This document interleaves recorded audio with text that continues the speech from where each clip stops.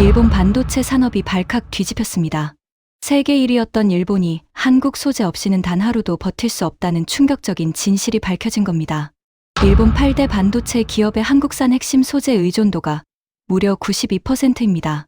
도쿄대학 반도체공학과 교수가 40년 경력을 걸고 폭로한 내용입니다. 그 교수는 전 소니 반도체 연구소장이었습니다. 일본 반도체 산업의 산증인이었죠. 그럼 그가 국회에서 증언했습니다. 한국 없이는 일본 반도체 산업이 끝난다고 말입니다. 하지만 진짜 충격은 그 다음이었습니다. HBM3이라는 초고속 메모리 시장에서 한국 기업들이 95%를 장악하고 있었던 겁니다. SK하이닉스가 53%, 삼성전자가 42%였습니다. 일본은 0%였습니다. 더 놀라운 건 EUV 공정용 초고순도 불화수소였습니다. 한국산 점유율이 88%였습니다. 일본은 고작 3%로 추락했습니다. 1990년대에는 일본이 90% 이상을 차지했던 분야였는데 말입니다. 기술 격차 평가 결과는 더욱 참혹했습니다. 메모리 반도체 분야에서 한국이 10년 앞섰습니다. 소재 기술에서는 7년 차이가 났습니다. 한국을 무시하던 일본이 한국 뒤를 쫓아가는 신세가 된 겁니다. 일본 정부는 2025년 1월 긴급 대책 회의를 소집했습니다. 경제산업성 장관이 직접 주재했습니다. 그 자리에서 나온 결론은 하나였습니다. 한국과의 협력 없이는 일본 반도체 산업의 미래가 없다는 것이었습니다. 손실 규모를 계산해 봤습니다. 일본 8대 반도체 기업의 연간 손실액이 4조 8천억 엔이었습니다. 우리 돈으로 약 48조 원입니다. 그것도 매년 말입니다. 더 무서운 시나리오도 있었습니다. 만약 SK하이닉스가 HBM 공급을 중단한다면 어떻게 될까요? 엔비디아와 AMD의 생산이 90% 마비될 거라는 예측이 나왔습니다. 세계 인공지능 산업이 멈춰서는 겁니다. 한국을 무시했던 대가가 얼마나 참혹한지 지금부터 그 전말을 공개합니다. 시작 전 구독과 좋아요는 사랑입니다. 그리고 댓글에 대한민국 최고를 남겨주세요. 저는 일본 반도체 산업의 몰락을 지켜본 남자입니다. 아니, 정확히 말하면 그 몰락을 막지 못한 사람입니다. 제 이름은 다카하시 히로시입니다. 도쿄대학 반도체공학과 교수로 40년간 일했습니다. 67살입니다. 대학원생 시절부터 반도체를 연구했으니 제 인생 전부가 반도체였습니다. 소니 반도체 연구소장으로 15년간 근무했습니다. 일본 반도체의 황금기를 온몸으로 경험한 사람입니다. 지금 이 순간에도 도쿄의 어느 회의실에서는 제 이름이 욕과 함께 오르내리고 있을 겁니다. 경제산업성 관료들이 말할 겁니다. 저 늙은이가 10년 전에 경고했어야 했다고 말입니다. 제게 인사들은 더 심할 겁니다. 저 멍청한 교수 때문에 일본이 망했다고 할 겁니다. 40년간 쌓아올린 명성이 단 3년 만에 먼지처럼 흩어졌습니다. 하지만 그게 제가 받아야 할 대가인지도 모릅니다. 저는 진실을 너무 늦게 깨달았으니까요. 지금 저는 도쿄 분교구에 있는 작은 연구실에 앉아 있습니다. 창밖으로 도쿄대학 정문이 보입니다. 봄비가 내리고 있습니다. 벚꽃이 비에 젖어 떨어지고 있습니다. 제 책상 위에는 한국 기업들의 기술 보고서가 쌓여 있습니다. SK하이닉스, 삼성전자, LG화학. 한때는 일본 기업들의 뒤를 쫓던 회사들이었습니다. 지금은 일본 기업들이 그들의 뒤를 쫓고 있습니다. 참혹합니다. 어리석었습니다. 아니 일본이 얼마나 오만했는지 이제야 깨닫습니다. 한국을 무시했던 그 대가를 지금 톡톡히 치르고 있습니다. 모든 것은 33년 전 1992년 가을 도쿄 시나가와구 소니 본사 회의실에서 시작되었습니다. 그곳의 공기는 성공의 달콤함과 오만함이 기묘하게 뒤섞여 있었습니다. 천장에 매달린 크리스탈 샹들리에가 따스한 빛을 뿌리고 있었고 회의 테이블 위에는 일본 반도체의 세계 점유율 그래프가 펼쳐져 있었습니다. 저는 당시 소니 반도체 연구소의 신입 연구원이었습니다. 33살이었습니다. 도쿄대학 박사과정을 마치고 막 입사한 패기만만한 젊은이였습니다. 꿈으로 가득 차 있었죠. 회의실에는 소니의 임원들이 빼곡히 앉아 있었습니다. 그들의 얼굴에는 자신감이 넘쳤습니다. 당연했습니다. 그때 일본은 세계 반도체 시장의 50% 이상을 장악하고 있었으니까요. 도시바, 히타치, NEC, 후지츠, 미쓰비시. 일본 기업들이 세계를 지배하고 있었습니다. 미국 기업들도 일본을 두려워했습니다. 한국은 아예 안중에도 없었습니다. 연구소장이 말했습니다. 우리는 세계 최고입니다. 기술도 최고, 품질도 최고입니다. 앞으로 20년은 일본의 시대가 계속될 겁니다. 저는 그 말을 듣고 가슴이 뛰었습니다. 세계 최고 기업에서 일한다는 자부심이 온몸을 감쌌습니다. 저는 그때 확신했습니다. 평생 이 회사에서 일하며 일본 반도체의 영광을 지키겠다고 말입니다. 그런데 회의 중간에 한 임원이 말했습니다. 참고로 한국 기업들이 반도체 사업에 진출한다고 합니다. 삼성이랑 LG라는 회사들이죠.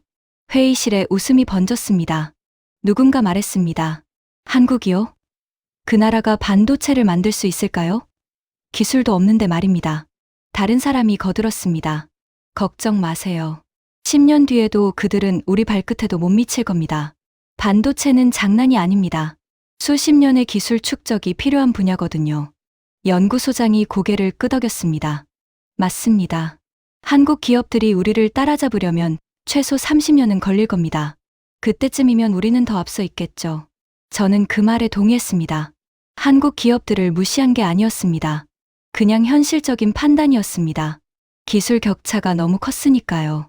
회의가 끝나고 저는 선배 연구원과 점심을 먹으러 갔습니다. 긴자의 고급 스시 레스토랑이었습니다. 한 접시에 3만 엔이 넘는 오마카세 코스였습니다. 선배가 맥주를 마시며 말했습니다. 다카하시, 자네는 참 좋은 시대에 태어났어.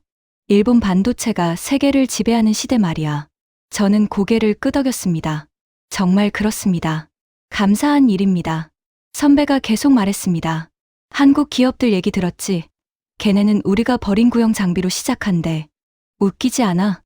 우리가 5년 전에 쓰던 걸 지금 배우고 있다니 말이야. 저는 피식 웃었습니다. 그래도 열심히 하면 언젠가는 따라잡지 않을까요? 선배가 고개를 저었습니다. 절대 안 돼. 반도체는 단순히 장비만의 문제가 아니거든. 노하우가 있어야 해. 수천 번의 실패를 거쳐서 쌓이는 경험 말이야. 그게 없으면 아무것도 못 만들어. 저는 그 말이 맞다고 생각했습니다. 실제로 그랬으니까요. 저희 연구소에서도 새로운 공정을 개발할 때 수백 번의 실험을 했습니다. 그 과정에서 쌓인 데이터가 진짜 자산이었습니다. 그런데 돌이켜보면 그때부터 오만이 시작됐던 겁니다. 한국을 무시한 게 아니라 그냥 안중에도 없었던 겁니다. 1995년이 되었습니다. 저는 소니 반도체 연구소의 선임 연구원이 되어 있었습니다. 36살이었습니다. 제 연봉은 1200만 엔을 넘었습니다.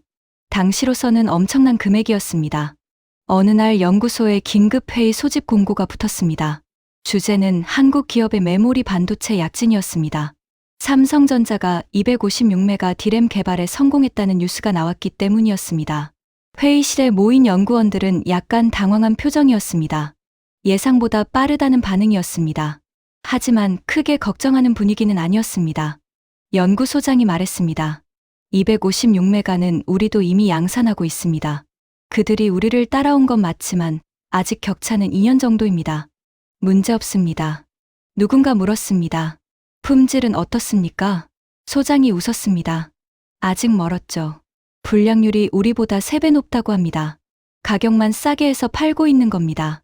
그 말을 듣고 저는 안심했습니다. 역시 기술은 쉽게 따라잡을 수 없구나 싶었습니다. 그런데 이상한 일이 있었습니다. 미국 컴퓨터 회사들이 삼성 반도체를 쓰기 시작했다는 겁니다. 델이나 컴팩 같은 회사들이었습니다. 저는 의아했습니다. 품질이 떨어지는데 왜 쓰는 걸까요? 가격 때문인가요? 한 선배가 설명했습니다. 그렇지. 가격이 우리보다 30% 싸대. 미국 회사들은 가격에 민감하거든. 조금만 싸면 바로 갈아타. 저는 코웃음을 쳤습니다. 그래 봐야 일시적이겠죠. 결국 품질이 문제가 돼서 다시 일본으로 올 겁니다. 선배도 동의했습니다. 당연하지. 반도체는 신뢰가 생명이야. 싸구려는 오래 못 가. 저는 그렇게 믿었습니다. 한국 기업들의 약진은 일시적인 현상이라고 말입니다. 1998년이 되었습니다. 아시아 금융위기가 터졌습니다. 한국 경제가 무너졌다는 뉴스가 연일 나왔습니다. IMF 구제금융을 받았다고 했습니다. 일본 반도체 업계는 안도의 한숨을 쉬었습니다. 역시 한국 기업들은 기반이 약하다는 반응이었습니다. 이제 경쟁자가 사라졌다고 생각했습니다. 저도 그렇게 생각했습니다. 안 됐지만 어쩔 수 없는 일이라고 여겼습니다. 이게 자본주의 시장의 냉혹한 현실이니까요. 하지만 1년 뒤 놀라운 소식이 들려왔습니다. 삼성전자가 1기가 디램 개발에 세계 최초로 성공했다는 겁니다. IMF 위기 한복판에서 말입니다. 저는 믿을 수 없었습니다. 경제 위기인데 어떻게 신기술을 개발한 거죠? 돈은 어디서 났습니까? 동료 연구원이 자료를 보여줬습니다. 삼성이 위기 상황에서도 연구개발비를 오히려 늘렸다는 내용이었습니다. 전체 매출의 7%를 연구개발에 투자했습니다. 저는 그제야 약간의 불안감을 느꼈습니다. 뭔가 이상하다는 생각이 들었습니다. 보통 회사들은 위기 때 연구개발비를 줄이는데 삼성은 정반대였습니다. 하지만 저는 곧 그 불안감을 떨쳐냈습니다. 한 번 잘했다고 해서 뭐가 달라지겠습니까? 기술 격차는 여전하다고 스스로를 설득했습니다. 2002년이 되었습니다. 저는 소니 반도체 연구소의 수석 연구원이 되어 있었습니다. 43살이었습니다. 이제 연구소를 이끄는 핵심 인력 중 하나였습니다. 어느 날 충격적인 보고서를 받았습니다. 메모리 반도체 시장 점유율 자료였습니다. 삼성전자가 세계 1위에 올랐다는 내용이었습니다. 점유율이 30%를 넘었습니다. 일본 기업들의 점유율은 합쳐도 25%에 불과했습니다. 불과 10년 전만 해도 일본이 50%를 넘었는데 말입니다. 저는 손에 땀이 났습니다. 이건 뭔가 잘못됐다는 신호였습니다. 하지만 저는 여전히 자신을 속였습니다. 동료들과 회의를 했습니다. 누군가 말했습니다. 메모리 반도체는 단순 제품입니다. 가격 경쟁이 심하죠. 우리는 시스템 반도체로 가야 합니다. 거기가 진짜 기술력이 필요한 분야입니다. 다른 사람이 동의했습니다. 맞습니다. 메모리는 한국에 넘겨줍시다. 우리는 더 고급 분야에 집중하면 됩니다. 저도 고개를 끄덕였습니다. 그게 맞는 전략이라고 생각했습니다. 메모리는 이미 경쟁이 치열해서 수익성이 낮았습니다. 시스템 반도체로 가는 게 현명해 보였습니다. 하지만 그게 첫 번째 큰 실수였습니다. 메모리를 포기한 순간 반도체 생태계 전체에서 밀려나기 시작한 겁니다. 2005년이 되었습니다. 저는 소니에서 퇴사하고 도쿄대학 교수로 자리를 옮겼습니다. 46살이었습니다. 교수직을 받은 건 영광이었습니다. 하지만 속마음은 복잡했습니다. 소니 반도체 사업부의 실적이 계속 악화되고 있었기 때문입니다. 구조조정 이야기가 나오고 있었습니다. 저는 그 전에 빠져나온 셈이었습니다. 대학에서 강의를 시작했습니다. 학생들에게 반도체 기술을 가르쳤습니다. 일본의 영광스러운 과거를 이야기했습니다. 1980년대와 1990년대 초반의 찬란한 시절을 말입니다. 하지만 학생들은 이미 현실을 알고 있었습니다. 한 학생이 질문했습니다. 교수님, 그럼 지금은 왜 한국 기업들이 앞서가는 겁니까? 저는 잠시 말문이 막혔습니다. 그리고 이렇게 대답했습니다. 일시적인 현상입니다. 기술의 본질은 변하지 않습니다. 일본의 기술력은 여전히 세계 최고입니다. 하지만 그 말을 하면서도 제 안에서 무언가가 흔들리고 있었습니다. 정말 일시적인 걸까요? 아니면 뭔가 근본적인 변화가 일어나고 있는 걸까요? 2010년이 되었습니다. 저는 도쿄대학 반도체 공학과의 주임 교수가 되어 있었습니다. 51살이었습니다. 학계에서 어느 정도 인정받는 위치에 올랐습니다. 그해 엘피다라는 일본 메모리 반도체 회사가 파산했습니다. 일본 정부의 지원을 받던 회사였습니다. 그런데도 망했습니다. 저는 충격을 받았습니다. 일본의 마지막 메모리 반도체 회사가 사라진 겁니다. 이제 메모리 분야에서는 한국과 미국만 남았습니다. 더 충격적인 건 엘피다의 기술과 인력이 모두 미국 마이크론에 넘어갔다는 사실이었습니다. 일본의 기술이 해외로 유출된 겁니다. 저는 그때 처음으로 심각하게 생각하기 시작했습니다. 일본 반도체 산업이 정말 위험하구나. 하지만 여전히 막연한 희망을 버리지 못했습니다. 주변 교수들과 이야기를 나눴습니다. 한 교수가 말했습니다. 메모리는 이미 끝났습니다. 하지만 우리에게는 아직 소재 기술이 있습니다. 반도체 소재는 일본이 세계 최고입니다. 다른 교수가 거들었습니다. 맞습니다. 포토레지스트, 실리콘 웨이퍼, 화학약품. 이런 건 한국이 절대 따라올 수 없습니다. 수십 년의 노하우가 필요하거든요. 저도 동의했습니다. 그래, 소재가 우리의 마지막 보루다. 거기만 지키면 일본 반도체는 살아남을 수 있다. 하지만 그것도 착각이었습니다. 한국은 이미 소재 분야에서도 무서운 속도로 추격하고 있었습니다. 저희는 그걸 보지 못했습니다. 아니, 보려고 하지 않았습니다. 2015년이 되었습니다. 저는 56살이 되어 있었습니다. 반도체 업계에서 40년을 보낸 베테랑이었습니다. 하지만 세상은 제가 아는 세상이 아니었습니다. SK하이닉스라는 한국 회사가 주목받기 시작했습니다. 그 회사는 메모리 반도체 분야에서 삼성전자 다음으로 큰 회사였습니다. 어느 날 학생이 제게 자료를 보여줬습니다. SK하이닉스가 개발 중인 HBM이라는 기술에 대한 내용이었습니다. High Bandwidth Memory의 약자였습니다. 저는 그 자료를 대충 훑어봤습니다. 그리고 별로 중요하지 않다고 판단했습니다. 메모리 기술의 한 종류일 뿐이라고 생각했습니다. 학생이 물었습니다. 교수님, 이게 중요한 기술 아닐까요? 인공지능 시대에 꼭 필요하다고 하던데요. 저는 손을 저었습니다. 인공지능? 그건 아직 먼 미래 얘기입니다. 지금 당장 필요한 건 아니에요. 너무 앞서가지 마세요. 돌이켜보면 그게 두 번째 큰 실수였습니다. HBM의 중요성을 너무 늦게 깨달은 겁니다. 2019년이 되었습니다. 세상이 완전히 바뀌기 시작했습니다. 인공지능 붐이 일었습니다. 엔비디아라는 미국 회사의 그래픽 카드가 날개 돋친 듯 팔렸습니다. 그리고 그 그래픽 카드에 들어가는 핵심 부품이 바로 HBM이었습니다. SK하이닉스와 삼성전자가 독점 공급하고 있었습니다. 저는 그제야 깨달았습니다. HBM이 얼마나 중요한 기술인지 말입니다. 하지만 이미 늦었습니다. 일본 기업들은 HBM 기술이 전혀 없었습니다. 연구실에서 급하게 자료를 찾아봤습니다. HBM 시장 점유율을 조사했습니다. 결과는 충격적이었습니다. SK하이닉스가 50% 이상을 차지하고 있었습니다. 삼성전자가 40% 정도였습니다. 합치면 90%가 넘었습니다. 일본 기업은 0%였습니다. 저는 손이 떨렸습니다. 일본이 완전히 뒤처진 겁니다. 차세대 반도체 핵심 기술에서 한국이 세계를 장악한 겁니다. 더 놀라운 건 그 다음이었습니다. 일본 반도체 기업들이 한국 소재를 쓰기 시작했다는 겁니다. 도시바의 한 임원을 만났습니다. 그는 조용히 말했습니다.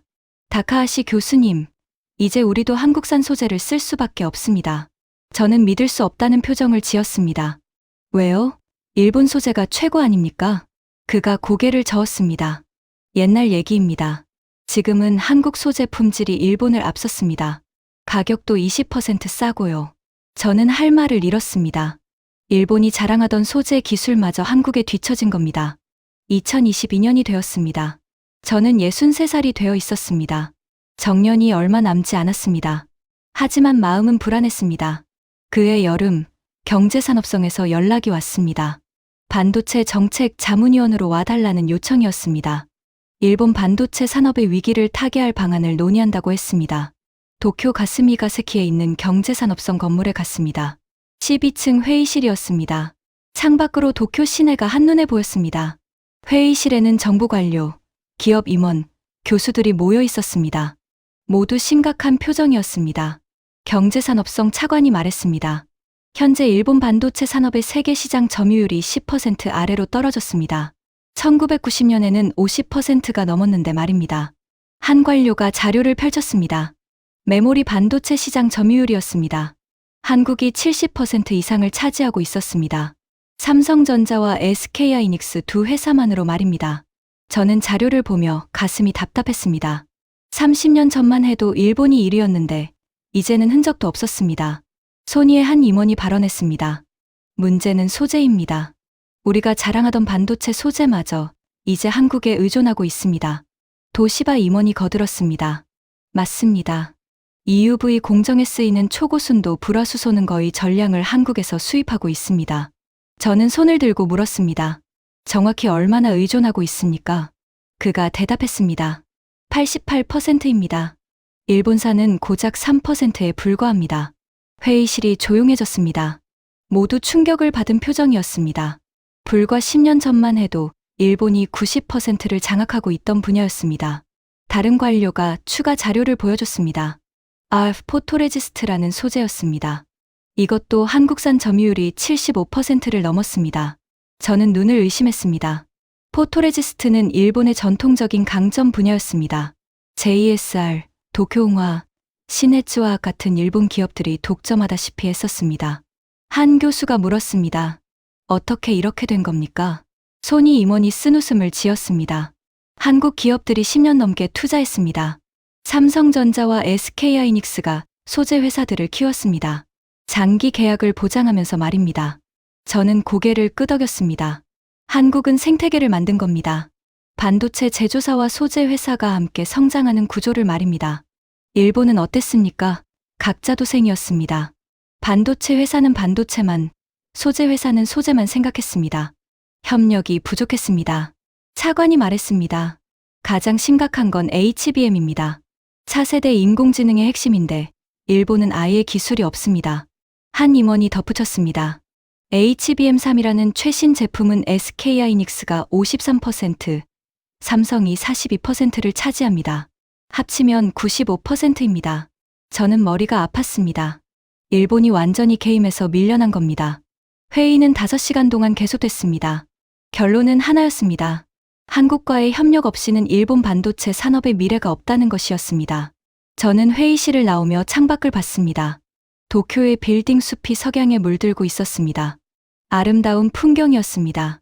하지만 제 마음은 어두웠습니다. 2023년이 되었습니다. 상황은 더 악화됐습니다. 챗GPT라는 인공지능이 세상을 뒤흔들었습니다. 전 세계가 인공지능 열풍에 빠졌습니다. 그리고 그 인공지능을 돌리려면 엔비디아의 GPU가 필요했습니다. GPU에는 HBM이 필수였습니다. HBM은 한국이 독점하고 있었습니다. 저는 연구실에서 뉴스를 봤습니다. SK하이닉스 주가가 3배로 뛰었다는 내용이었습니다. HBM 수요가 폭발했기 때문이었습니다. 엔비디아 CEO가 한국을 방문했다는 뉴스도 나왔습니다. SK하이닉스 공장을 직접 방문해서 HBM 공급을 요청했다고 합니다. 저는 화면을 보며 한숨을 쉬었습니다. 세계 최고 기업의 CEO가 한국 기업에 고개를 숙이는 모습이었습니다. 일본은 어디 있습니까? 아무도 일본을 찾지 않았습니다. 일본에는 HBM 기술이 없으니까요. 그해 가을, 더 충격적인 뉴스가 나왔습니다. 삼성전자가 GAA라는 차세대 반도체 공정 개발에 성공했다는 겁니다. 저는 관련 논문을 찾아봤습니다. 기술적으로 매우 어려운 공정이었습니다. 트랜지스터를 3나노미터 이하로 만드는 기술이었습니다. 일본 기업들은 어떻습니까? 아무도 GAA 기술을 가지고 있지 않았습니다. 10나노미터 공정도 제대로 못하고 있었습니다. 저는 그제야 깨달았습니다. 기술 격차가 10년이 아니라고 말입니다. 어쩌면 20년, 30년일지도 모른다고 말입니다. 2024년이 되었습니다. 저는 65살이 되어 있었습니다. 정년 퇴임이 1년 남았습니다. 1월 어느 날 경제산업성에서 다시 연락이 왔습니다. 긴급 회의를 소집한다고 했습니다. 경제산업성 장관이 직접 주재한다고 했습니다. 저는 다시 가스미가세키로 향했습니다. 이번에는 분위기가 심상치 않았습니다. 경찰 병력이 건물 주변을 지키고 있었습니다. 회의실에 들어가니 장관이 이미 자리에 앉아 있었습니다. 그의 얼굴은 굳어 있었습니다. 장관이 말했습니다. 오늘 여러분을 급히 부른 이유는 일본 반도체 산업이 위기에 처했기 때문입니다. 한 관료가 보고서를 나눠줬습니다. 저는 첫 페이지를 펼쳤습니다. 제목이 눈에 들어왔습니다. 일본 반도체 기업의 한국 소재 의존도 분석이었습니다. 보고서 내용은 충격적이었습니다. 일본 8대 반도체 기업의 한국산 핵심 소재 의존도가 92%였습니다. 저는 손이 떨렸습니다. 92%라고요? 거의 전량을 한국에 의존하고 있다는 뜻이었습니다. 다음 페이지를 넘겼습니다. 품목별 상세 자료였습니다. EUV용 초고순도 불화수소는 88%가 한국산이었습니다. 일본산은 3%에 불과했습니다. RF 포토레지스트는 한국산이 75%였습니다. 일본의 전통적 강점 분야였는데 말입니다. 초고순도 실리콘 웨이퍼는 한국산이 67%였습니다. 일본은 18%로 추락했습니다. 저는 보고서를 읽으며 현기증이 났습니다. 일본이 한국 없이는 단 하루도 반도체를 만들 수 없는 상황이었습니다. 장관이 말했습니다. 더 심각한 건 기술 격차입니다. 다른 관료가 발표를 시작했습니다. 메모리 반도체 분야에서 한국이 일본보다 10년 앞섰다고 했습니다. 소재 기술에서는 7년 차이가 난다고 했습니다. 저는 귀를 의심했습니다. 10년이라고요? 7년이라고요? 발표자가 계속 말했습니다. HBM 기술 격차는 더 큽니다. 한국은 이미 HBM3을 양산하고 있습니다. 일본은 HBM2도 제대로 못 만듭니다. 격차는 최소 15년입니다. 회의실이 조용해졌습니다. 아무도 말을 하지 못했습니다. 모두 충격에 빠진 표정이었습니다. 장관이 무거운 목소리로 말했습니다. 이대로 가면 일본 반도체 산업은 5년 안에 붕괴합니다. 한 임원이 물었습니다. 방법이 없습니까? 장관이 고개를 저었습니다. 단기적으로는 한국과의 협력밖에 없습니다. 장기적으로는 자체 기술 개발이 필요하지만 시간이 너무 오래 걸립니다. 저는 그 말을 듣고 가슴이 무너지는 것 같았습니다. 일본이 한국에 손을 벌려야 하는 상황이 된 겁니다. 회의 후 장관이 저를 따로 불렀습니다. 차 한잔 하자고 했습니다. 경제산업성 건물 1층 카페에 앉았습니다. 장관이 커피를 홀짝이며 말했습니다. 다카하시 교수님, 솔직히 물어보겠습니다. 언제부터 이렇게 된 겁니까? 저는 한참을 말없이 창밖을 봤습니다. 그리고 천천히 대답했습니다. 1992년부터입니다. 장관이 눈을 크게 떴습니다. 그게 무슨 말입니까? 저는 33년 전 그날을 떠올렸습니다. 손이 회의실에서 한국 기업들을 비웃던 그날을 말입니다. 저는 말했습니다. 그때 우리는 한국을 무시했습니다. 한국이 반도체를 만들 수 있을 거라고 생각하지 않았습니다. 30년은 걸릴 거라고 했습니다. 하지만 한국은 10년 만에 우리를 따라잡았습니다. 20년 만에 우리를 앞질렀습니다. 30년이 지난 지금, 우리는 한국의 발끝에도 못 미치고 있습니다. 장관이 한숨을 쉬었습니다. 왜 막지 못했습니까? 저는 쓴웃음을 지었습니다. 오만했습니다. 일본 기술이 세계 최고라고 믿었습니다. 한국의 성장을 일시적 현상이라고 착각했습니다. 그리고 가장 큰 실수는 메모리를 포기한 겁니다. 메모리는 단순한 제품이 아니었습니다. 반도체 생태계의 핵심이었습니다. 메모리를 잃은 순간 모든 걸 잃기 시작한 겁니다. 장관이 물었습니다. 지금이라도 따라잡을 수 있습니까? 저는 고개를 저었습니다. 불가능합니다. 격차가 너무 큽니다. 돈의 문제가 아닙니다. 시간의 문제입니다. 한국은 30년간 쌓아온 노하우가 있습니다. 수만 명의 숙련된 엔지니어가 있습니다. 완벽한 공급망이 구축돼 있습니다. 일본이 그걸 따라가려면 최소 20년은 걸릴 겁니다. 하지만 20년 후에는 한국이 또 얼마나 앞서 있을까요? 장관이 커피잔을 내려놓았습니다. 그럼 우리는 어떻게 해야 합니까? 저는 잠시 생각했습니다. 그리고 대답했습니다. 한국과 협력해야 합니다. 자존심을 버려야 합니다. 한국 기업들과 합작 투자를 해야 합니다. 한국 기술을 배워야 합니다. 그게 일본이 살아남는 유일한 길입니다. 장관이 쓴웃음을 지었습니다. 30년 전에는 한국이 우리 기술을 배웠는데 이제는 우리가 한국 기술을 배워야 한다는 말입니까? 저는 고개를 끄덕였습니다. 그렇습니다. 그게 현실입니다. 2025년 1월 긴급대책회의가 다시 소집됐습니다. 이번에는 총리까지 참석했습니다. 총리가 말했습니다. 일본 반도체 산업을 살려야 합니다. 국가 안보 문제입니다. 경제산업성 장관이 보고했습니다. 한국과의 협력 방안을 검토 중입니다. 삼성전자, SK하이닉스와 기술 제휴를 추진하고 있습니다. 한 장관이 반대했습니다. 그건 굴욕 아닙니까? 일본이 한국에 손을 벌리다니요. 총리가 단호하게 말했습니다. 자존심 때문에 나라를 망칠 순 없습니다. 현실을 직시해야 합니다. 저는 그 자리에 전문가로 참석했습니다. 총리가 저에게 물었습니다. 다카하시 교수, 솔직한 의견을 주십시오. 저는 일어섰습니다. 그리고 말했습니다. 총리님, 일본 반도체 산업은 이미 한국에 완패했습니다. 회의실이 술렁거렸습니다. 하지만 저는 계속 말했습니다. 숫자가 증명합니다. 한국산 소재 의존도 92%, HBM 시장 점유율 95%, 기술 격차 10년에서 15년. 일본 8대 반도체 기업의 연간 손실액이 4조 8천억 엔입니다. 우리 돈으로 48조 원입니다. 이게 매년 반복되고 있습니다. 더 심각한 건 미래입니다. SK하이닉스가 HBM 공급을 중단하면 어떻게 될까요? 엔비디아와 AMD의 생산이 90% 마비됩니다. 세계 인공지능 산업이 멈춰섭니다. 자동차, 로봇, 의료, 금융, 모든 산업이 타격을 받습니다. 한국은 이제 세계 경제의 핵심이 됐습니다. 일본이 아니라 한국이 말입니다. 저는 목이 메었습니다. 하지만 끝까지 말했습니다. 일본이 할 수 있는 건 하나뿐입니다. 한국과 협력하는 겁니다. 한국 기업들을 파트너로 받아들이는 겁니다. 자존심을 버리고 현실을 인정하는 겁니다. 그게 일본이 살아남는 유일한 길입니다. 저는 자리에 앉았습니다. 회의실은 조용했습니다. 모두 침통한 표정이었습니다. 총리가 말했습니다. 알겠습니다. 한국과의 협력을 추진하겠습니다. 회의가 끝나고 저는 건물을 나왔습니다. 1월에 찬바람이 얼굴을 스쳤습니다. 하늘은 흐렸습니다. 저는 도쿄역으로 걸어갔습니다. 거리에는 사람들이 바쁘게 오갔습니다. 모두 자신의 일상에 바빴습니다.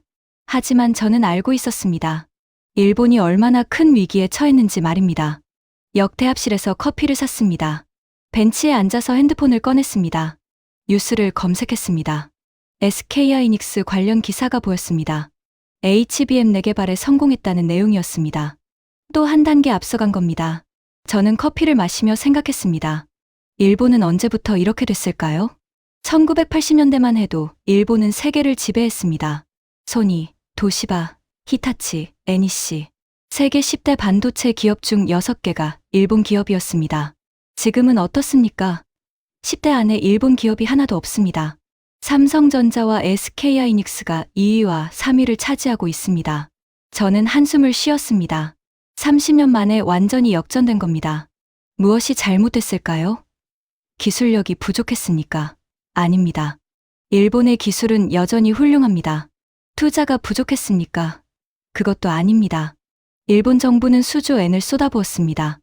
문제는 마인드였습니다. 오만이었습니다. 한국을 무시한 겁니다.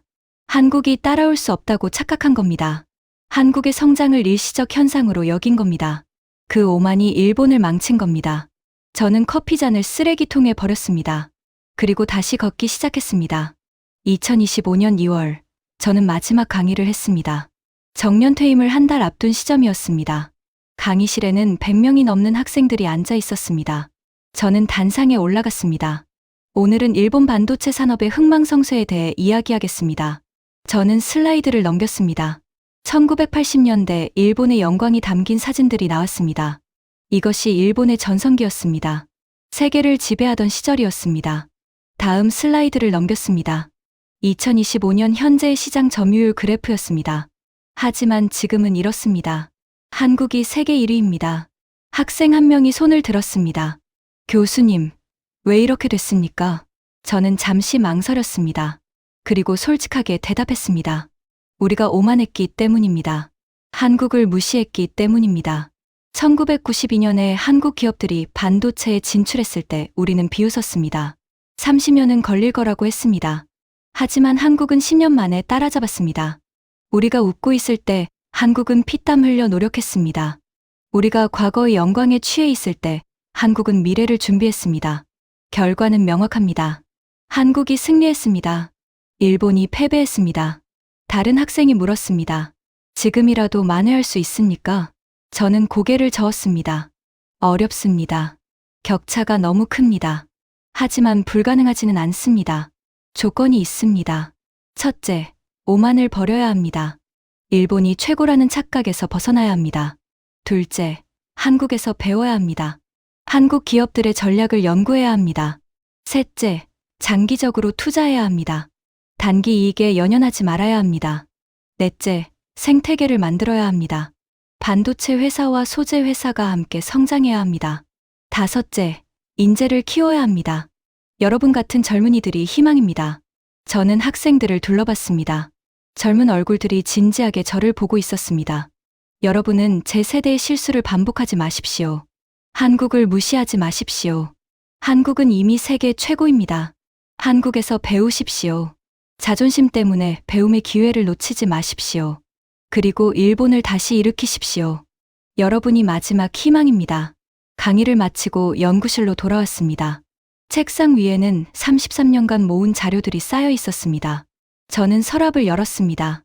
1992년 소니에 입사할 때 받은 명함이 나왔습니다. 색이 바랬습니다. 그때는 몰랐습니다. 그게 일본 반도체의 마지막 전성기였다는 걸 말입니다. 그 후 33년 동안 일본은 추락했습니다. 한국은 상승했습니다. 지금 한국은 어디까지 왔을까요? 저는 최신 보고서를 펼쳤습니다. SK하이닉스의 HBM 3위 시장 점유율이 53%였습니다. 삼성전자가 42%였습니다. 합치면 95%였습니다. EUV용 초고순도 불화수소는 한국산이 88%였습니다. 일본은 3%였습니다. 메모리 반도체 시장에서 한국이 72%를 차지했습니다. 일본은 0%였습니다. 숫자가 모든 걸 말해줬습니다. 한국의 완승이었습니다. 저는 보고서를 덮었습니다. 그리고 창밖을 봤습니다. 도쿄대학 캠퍼스에는 봄이 오고 있었습니다. 벚나무에 꽃망울이 맺히기 시작했습니다. 새로운 계절이 오고 있었습니다.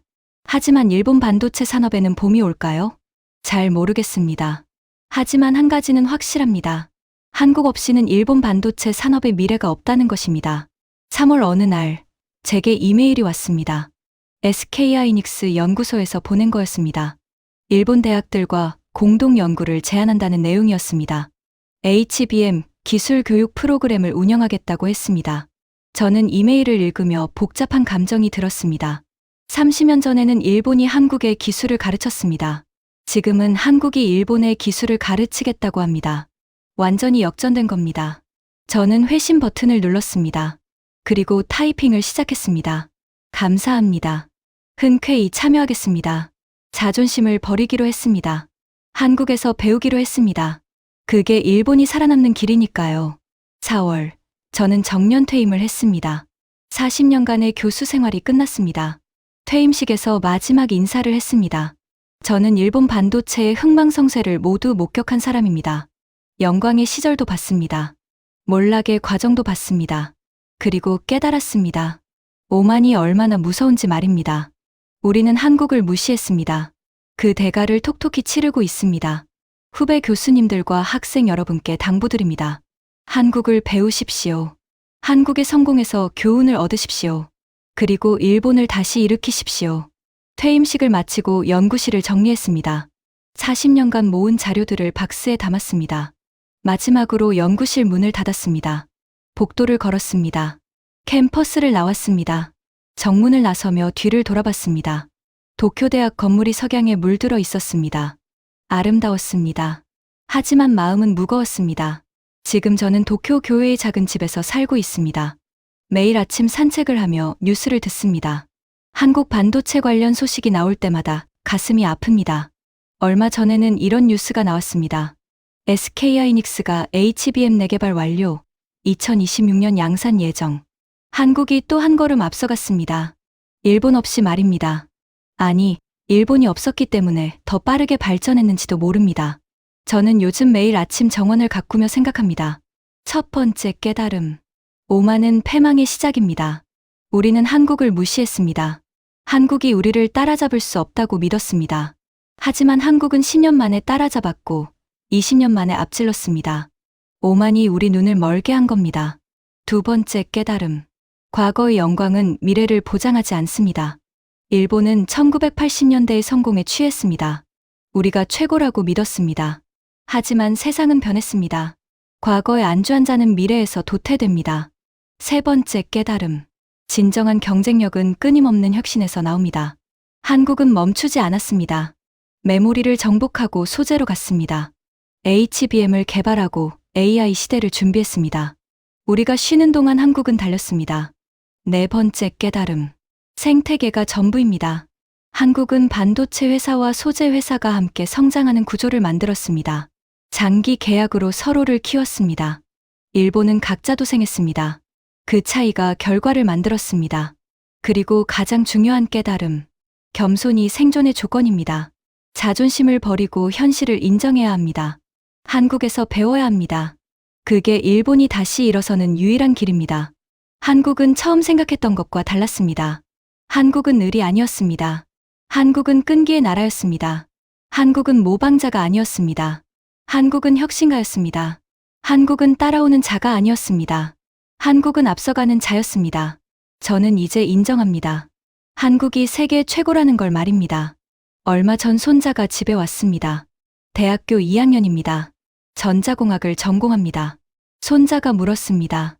할아버지, 후회하세요? 저는 한참을 말없이 정원의 벚나무를 봤습니다. 꽃이 만개에 있었습니다. 후회하냐고. 그래. 매일 후회한다.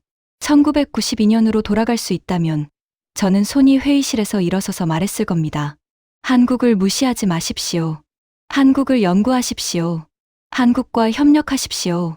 그랬다면 지금쯤 일본과 한국이 함께 세계를 이끌고 있을 겁니다. 하지만 저는 그렇게 하지 못했습니다. 오만했습니다. 그 대가로 일본은 30년을 잃었습니다. 손자가 또 물었습니다. 할아버지, 저는 뭘 해야 할까요? 저는 손자의 눈을 똑바로 봤습니다. 한국에서 배워라. 자존심 때문에 배움의 기회를 놓치지 마라. 그리고 일본을 다시 일으켜라. 내 세대가 마지막 기회다. 손자가 고개를 끄덕였습니다. 알겠습니다. 할아버지. 저는 손자의 어깨를 토닥였습니다. 부탁한다. 마지막으로 저는 이 말을 남기고 싶습니다. 일본 반도체 업계 후배들에게 과거를 잊지 마십시오. 하지만 과거에 갇히지도 마십시오. 한국에서 배우십시오. 함께 성장하십시오. 일본 정부 관계자들에게 자존심을 버리십시오. 한국과의 협력이 답입니다. 늦었다고 생각할 때가 가장 빠른 때입니다. 그리고 한국 반도체 업계에게 축하합니다. 여러분이 세계 최고입니다. 30년 전 일본이 무시했던 그 한국이 이제 세계를 이끌고 있습니다. 여러분의 끈기에 경의를 표합니다. 여러분의 혁신에 박수를 보냅니다. 부디 그 자리를 오래 지키십시오. 하지만 일본이 했던 실수는 반복하지 마십시오. 오만하지 마십시오. 겸손하십시오. 그게 1위를 유지하는 비결입니다. 지금 저는 도쿄 교회의 작은 정원에서 이 글을 쓰고 있습니다. 매일 아침 산책을 하며 한국 뉴스를 듣습니다. 한국 반도체 관련 소식이 나올 때마다 복잡한 감정이 듭니다. 부럽습니다. 한국이 이룬 성과가 부럽습니다. 아쉽습니다. 일본이 놓친 기회가 아쉽습니다. 하지만 무엇보다 감사합니다. 한국이 저에게 가르쳐준 교훈에 감사합니다. 오만의 대가가 얼마나 큰지 말입니다. 겸손의 가치가 얼마나 중요한지 말입니다. 어제 이런 뉴스를 봤습니다. 삼성전자와 SK하이닉스 차세대 반도체 소재 공동 개발 성공. 한국이 또 한 걸음 앞서갔습니다. 일본은 여전히 뒤쫓고 있습니다. 격차는 좁혀지지 않고 있습니다. 오히려 벌어지고 있습니다. 언제쯤 따라잡을 수 있을까요? 모르겠습니다. 어쩌면 영원히 따라잡지 못할지도 모릅니다. 하지만 한 가지는 확실합니다. 을은 영원히 을이 아닙니다. 하지만 오만한 자는 영원히 패배자로 남습니다. 일본이 한국을 을이라고 무시했던 그 순간 일본의 패배는 시작됐습니다. 진짜 호구가 누구였는지 이제 압니다. 바로 우리 일본이었습니다. 지금까지 일본 반도체 산업이 한국에 완패한 충격적인 이야기였습니다. 시니어 여러분도 이 교훈을 기억하셨으면 좋겠습니다. 오만은 패망의 시작입니다. 겸손이 생존의 조건입니다. 이 이야기가 의미 있으셨다면 주변에 널리 공유해 주세요. 우리의 관심이 대한민국의 위상을 더 높입니다. 구독과 좋아요도 부탁드립니다. 지금까지 감동사연 저장소였습니다. 감사합니다.